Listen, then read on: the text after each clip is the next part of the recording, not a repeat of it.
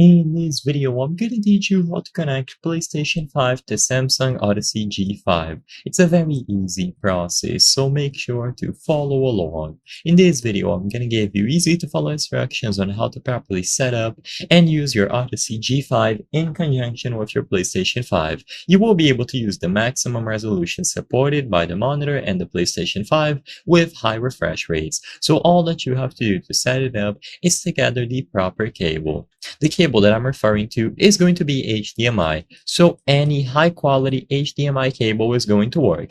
If your monitor included one in the box, you can use it without any problems. But if you prefer, you can go out of your way and purchase a high-quality HDMI cable to ensure that you will be able to achieve the maximum resolution possible and the highest refresh rate. As you might expect, all that you have to do now is plug one end of the HDMI cable into the back of your Odyssey G5. So usually you will see the HDMI port like this. You can consult the manual if you are confused or see if there are any markings or labels over here at the top. But as long as you connect one end into the HDMI port on the monitor, you will be able to connect the other end of the cable into the back of the PlayStation 5. So as you can see, right above the power adapter or power brick port, you will be able to plug it in.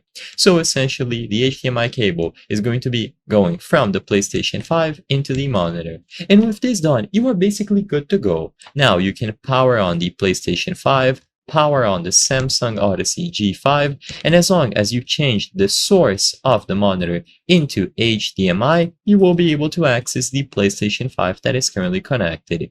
You will be able to go over to these settings in the video category and then change the resolution and refresh rate if possible. Any games that support 120Hz will be playable with that refresh rate setup. I hope I was able to help you on how to connect PlayStation 5 to Samsung Odyssey G5. If this video helped you, please be sure to leave a like and subscribe for more very easy tips. Thank you for watching.